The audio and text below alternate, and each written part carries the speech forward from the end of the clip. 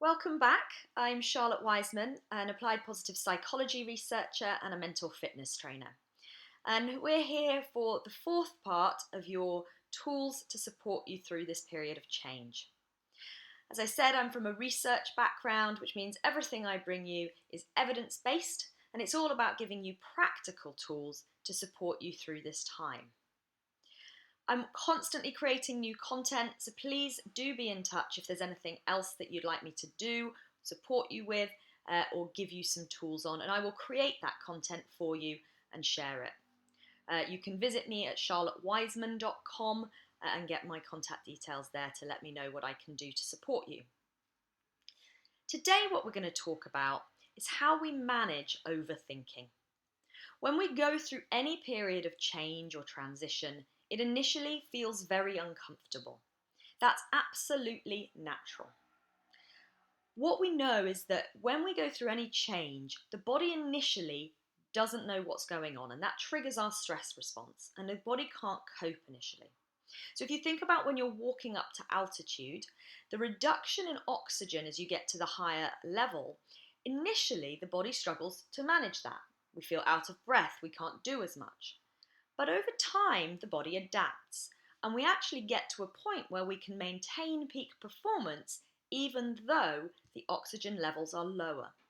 So even though that change, the environment is still as it was when we first arrived, we have adapted to manage that so we can continue to thrive regardless. And that's what being adaptive is all about. So through that period, until we get to that point, what we need to do is be able to manage our overthinking, manage the stress, the worry that I think a lot of people are really going through at the moment. So you've got a download to help you think about this, and I'm going to just talk you through that. So what you've got on your handout a series of 3 circles on one side, and they're 3 different layers of yellow. And at the outer layer, what you see is these are the things, the worries, the concerns, the stresses that you can control. So these are things in your life like your workload, like the time you get up, like how you structure your day. You've got control over those things. The next layer in is your layer of influence. These are things in your life which you can influence, but you can't control. Very often these are the relationships in your life. So you might be able to influence your children or your partner or the people you live with, but you certainly can't control them. You might be able to influence your health by getting enough sleep and eating well, but we certainly can't control it. And then the things at the centre, the core, are the things we can't control. And at the moment, we're facing a lot of these. We don't know how long we'll be in isolation. We don't know what kind of changes are going to be awaiting us when we finish that period. So there's a lot of uncertainty that we can't control. And this is really what people tend to be struggling the most with. We're all very clear about how we can do things and take action when we can control, but when we can't control, we often don't have the tools to manage that. So what you've got on the opposite side of the page are 2 boxes. And you've got at the bottom a box for the things you can do when you can control things. That's goal setting, that's prioritising, that's making lists, that's asking for help or delegating. Those are all those practical things. And we're not going to focus so much on those, but if that's of interest, let me know and I'll create some more content for you around that. What we're going to focus on is that top box of when you don't have control, how can you manage it? And there's really 3 core things we can do. The first part is very simply distract ourselves.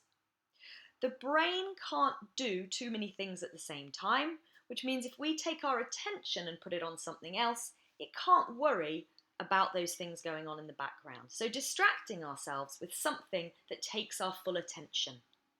Things like cooking is great because what it does is it takes our attention, our focus, we get involved in that process. Equally playing an instrument because it takes coordination of the body and the mind and we're learning. That absorbs us. In fact, any kind of learning absorbs us and helps us to be distracted. Exercise is another good thing, again, because it requires coordination. So anything that will distract you is a very good option when you can't control something. Now that's not appropriate if you can control it, because that's just denying what you can be doing. It's often called procrastination. But if you can't control something, distraction is a great technique. The next thing we can do is actually to change the way we think about something. So we can't control something going on, but we can change the way we react to that. So that's about saying, what's the opportunity for me to learn here? What else might happen here? What's the possibility here? So it's about saying to ourselves and realizing that every opportunity, every challenge brings a new opportunity of learning. It might be difficult to work from home because of the other people in your house, but this is a great time to get to know them and you might learn about them. You might learn to be a bit more patient. You might learn a little bit more about their interests. It might be difficult because you can't do your old exercise routine, but perhaps you'll learn a new type of exercise that you enjoy. So there's all sorts of opportunities. So looking for the possibilities, the opportunities, and what we might get out of this in a positive sense.